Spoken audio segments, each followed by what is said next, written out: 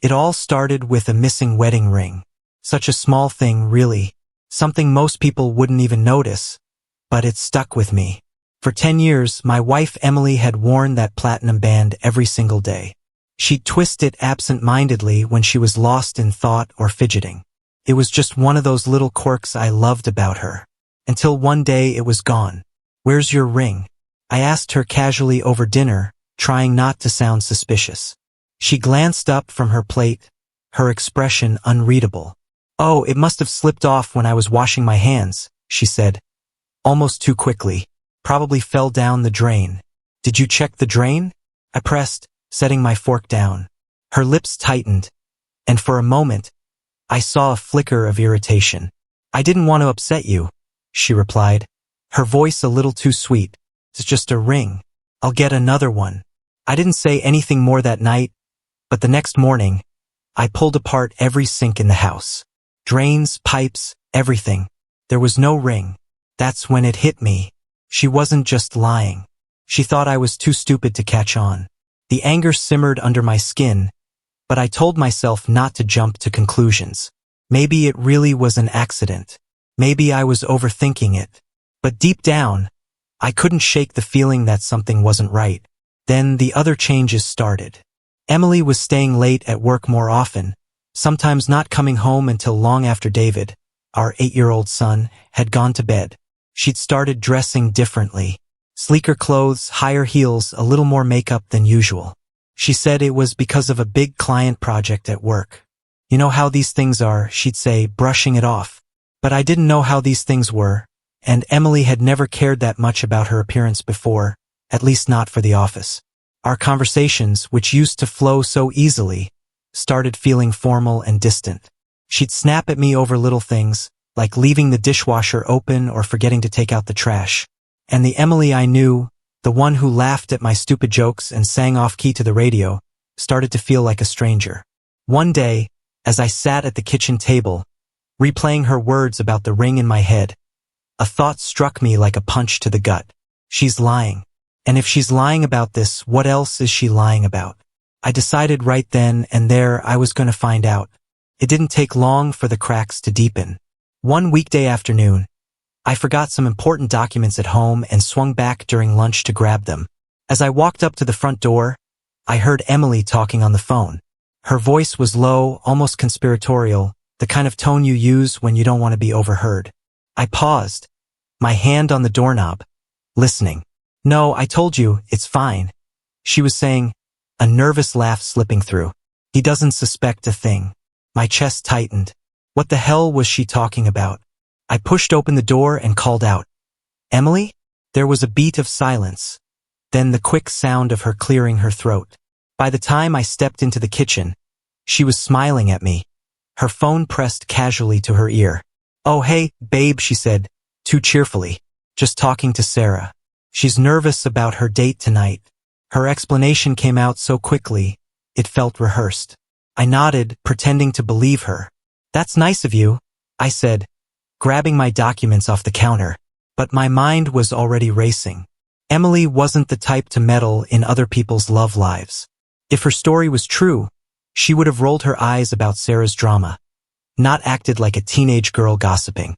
I left for work, but my focus was shot for the day. That phone call wasn't normal, and I knew it. Later that week, while Emily was in the shower, I decided to test my theory.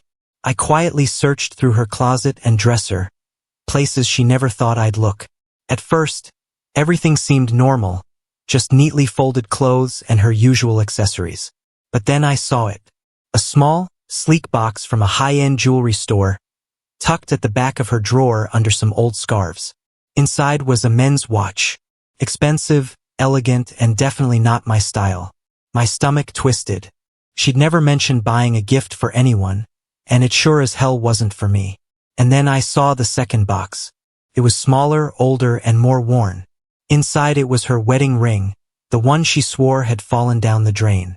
My hands shook as I held it. My mind ran in 1,000 directions, but one thing was painfully clear. She had lied. I put everything back exactly where I found it, closed the drawer, and sat down on the bed. My heart was pounding in my chest as I tried to make sense of it all. The ring, the watch, the phone calls, the late nights. Emily wasn't just lying to me. She was living a double life. And now I was certain of one thing. I was going to uncover the truth no matter what it took. Couldn't let this go. Not after what I'd found. But I knew one thing. If Emily was lying to my face, I couldn't just confront her head on. She'd twist the truth, deny everything, and make me feel like I was the one overreacting.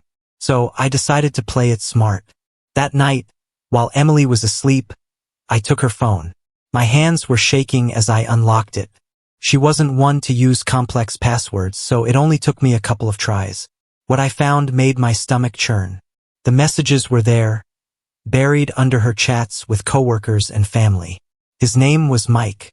Their conversations were peppered with inside jokes, flirty one-liners, and details about their meetups.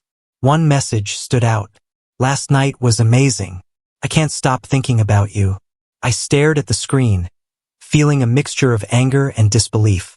But I didn't stop there. I forwarded screenshots of everything to myself. Texts, photos, even voice memos she'd sent him. Then I deleted the evidence of my snooping and put her phone back exactly where I'd found it. The next day, I decided to take things a step further. I installed a GPS tracker under her car. It wasn't hard. Emily was always too preoccupied with her phone to notice much else. I also called my friend Trevor, a retired detective. If anyone could help me figure this out, it was him. When I explained the situation, Trevor let out a low whistle. "Sounds messy," he said, "but I'll help you, as long as you're ready to deal with whatever we find." "I'm ready," I said, though I wasn't entirely sure if that was true. Trevor got to work, pulling up every bit of information he could find about Mike. It didn't take long for him to piece things together. Mike's married, Trevor told me over the phone a few days later. He works at a competing firm. Looks like they've been colleagues for a while, but it's not professional. Hearing it confirmed from someone else made my blood boil. Emily wasn't just sneaking around with another man. She was jeopardizing our family for someone who had just as much to lose. Trevor gave me everything. Mike's address, his wife's name, and his work schedule. He even managed to find photos of Mike and Emily together at various events. I stared at the evidence, feeling a strange sense of detachment. This wasn't just a hunch anymore. It was real. Emily was cheating and Mike was the guy. But instead of confronting her, I kept quiet. I needed more. The GPS tracker proved to be the final nail in the coffin. Over the next 2 weeks, I watched as Emily's late nights at work became dinners at quiet restaurants. Hours spent parked at places she had no reason to be. Before you find out what happens next, please subscribe to the channel. It was all right there, spelled out for me in timestamps and locations. And then came the moment I'd been waiting for. One night, Emily left for what she called a team dinner, dressed in a way that didn't scream professionalism. I followed her. She drove to a small, dimly lit cafe on the other side of town. I parked a safe distance away, but this time I didn't just sit in the car. Something inside me snapped. I needed to see it up close. I walked into the cafe and scanned the room. There they were, tucked into a corner booth. Emily was leaning toward Mike, her smile wide and her laughter filling the small space between them. They were completely absorbed in each other. So much so that they didn't even notice me sit down a few tables away. For a few minutes, I just watched. Emily's hand brushed against his arm as she spoke, and Mike leaned in, hanging on her every word. They looked like a couple on a romantic date, not two people sneaking around behind their spouses' backs. My stomach churned, but not with jealousy. It was something colder, disgust. But I instinctively pulled out my phone and took a few pictures. I wanted to storm over, to slam the photos and text down on their table and watch the color drain from her face. But then I realized something. I didn't need to do that. This wasn't a game anymore, and I was tired of playing detective. I stood up, my chair scraping loudly against the floor. That's when Emily finally noticed me. Her face froze, her smile vanishing in an instant. She stared at me, wide-eyed, her mouth opening slightly like she was about to say something. But I didn't give her the chance. I just turned and walked out. As I stepped into the cool night air, My phone buzzed in my pocket. It was a text from her. "You're misunderstanding everything. I can explain. Please don't be upset. I'm coming home and we can talk." I ignored it. Driving home, I felt an odd sense of calm. The game was over, and now it was time to set my plan into motion. Emily thought she could smooth things over with words, but she had no idea that I was already 2 steps ahead. When I got home, my mind was already set. I had everything prepared. The evidence, the documents, the plan. I was ready to make my move, to finally take control of the situation. But as I sat in the kitchen, mentally rehearsing my next steps, the sound of tires screeching in the driveway pulled me out of my thoughts. Emily burst through the door moments later, her face flushed and frantic. "Ryan," she said, breathless. "Why aren't you answering my calls? We need to talk." I stayed seated, my hands clasped on the table. "Go ahead," I said calmly, keeping my voice steady. She hesitated, clearly thrown off by my lack of reaction. "Look, I know what you think you saw tonight, but you're wrong. Mike and I were just friends. That's all it was. A friendly meeting." I tilted my head slightly, watching her scramble for an explanation. "A friendly meeting," I repeated, my tone flat. "Yes," she said, stepping closer. "It was completely innocent. You know me, Ryan. I'd never do anything to hurt you." "Never do anything to hurt me?" I asked, leaning back in my chair. "So all the late nights, the missing ring, the lies, they're all in my head, right?" She flinched but quickly recovered, shaking her head. "I don't know what you're talking about. I've been working so hard lately, and I know I've been distant, but that doesn't mean anything. You're just paranoid." Her voice grew sharper, more defensive, and I could feel the heat rising in my chest. "Emily," I said, trying to keep my composure, "I'm giving you one chance, just one. Tell me the truth." Her eyes darted away for a split second before locking back on mine. "I am telling you the truth," she insisted. "Mike is just a colleague. We were talking about work, that's all. You're making this into something it's not." The audacity of her words made my blood boil. I clenched my fists under the table, trying to keep my voice steady. "Emily, your lies are getting heavy, too heavy, and they're about to crush everything." She frowned, her confusion evident. "What are you talking about?" I didn't answer. Instead, I pulled out my phone and dialed the number I'd been waiting to call. "Ryan, who are you calling?" she asked, her voice trembling. I met her gaze as the line connected. "It's over," I said into the phone. "Go ahead and proceed." When I hung up, Emily's face was pale, her hands gripping the back of a chair. "What did you just do?" I stood up slowly, towering over her. "You'll find out soon enough," I said, my voice cold. For a moment, she just stared at me, her lips trembling as she tried to form a response. "Ryan," she said finally, her tone softening. "I know I've made mistakes, but this is too far. You don't need to do this. Let's talk. Let's fix this." I didn't respond. I just walked to the living room and sat down, waiting. The first message came within minutes. Emily's phone buzzed loudly on the counter. She glanced at it, her brow furrowing as she unlocked the screen. "What?" she whispered, her voice barely audible. Then came another message and another. Her colleague's Mike, his wife. Her hands started shaking as she scrolled through the flood of notifications. "No," she whispered, her voice growing more frantic. "No, no, no. What did you do?" I stood and walked to the kitchen, where she was clutching her phone like it was a lifeline. "I told you, Emily," I said bitterly. "Your lies were too heavy. Now everyone knows the truth." Her face crumpled as she read the messages. Details of her affair with Mike were spreading through her workplace like wildfire. Mike's wife had received the evidence as well, and from the looks of it, she wasn't taking it quietly. Emily's breathing quickened, and she turned to me, her eyes filled with panic. "Ryan, you didn't have to do this," she pleaded. "We could have handled this privately. Please, we can still fix this." I let out a humorless laugh. "Fix this? Emily, this isn't something you fix. This is something you face." I reached into my bag and pulled out the folder. With a theatrical flourish, I set it on the table in front of her. On top, I placed her wedding ring, the one she'd claimed had been lost down the drain. Her eyes darted between the ring and the folder, tears streaming down her face. "Ryan," she whispered, her voice cracking. I didn't give her a chance to say more. I grabbed my coat and headed for the door. "Where are you going?" she cried, her voice breaking.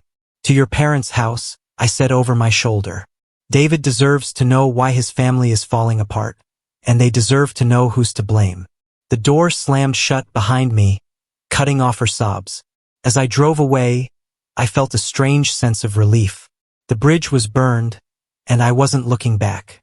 By the time I reached Emily's parents' house, the weight in my chest had started to lift.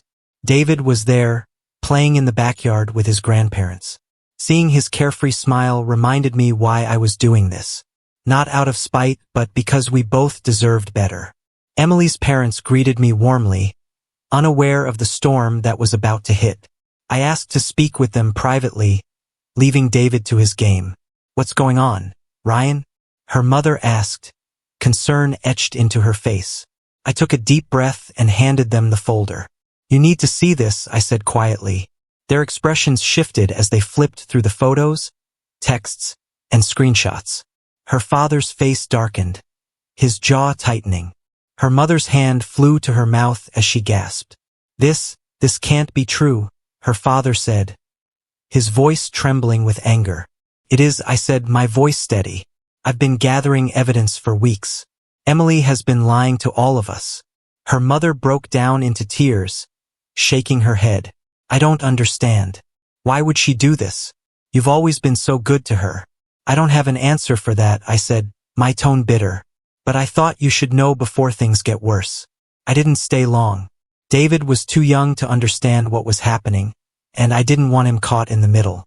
I kissed him goodbye, promising we'd spend time together soon. By the time I got back to the house, chaos was in full swing. Emily was pacing the living room, her phone glued to her ear. "No, it's not true," she hissed into the phone. "I don't know how this got out, but it's not what it looks like." Her voice cracked as she spoke, her confidence unraveling. She didn't notice me walk in until I dropped my keys on the counter. She turned, her eyes wild and tear-streaked. "Ryan," she started rushing toward me. "Please, we need to talk." I raised a hand to stop her. "There's nothing left to talk about, Emily. You don't understand," she pleaded, her voice breaking. "Mike's wife is calling his boss. Everyone at work is talking about it.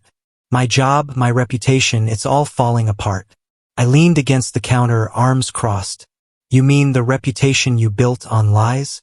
The job you risked for an affair? Sounds like consequences, Emily." Her face crumpled, and she sank into the nearest chair.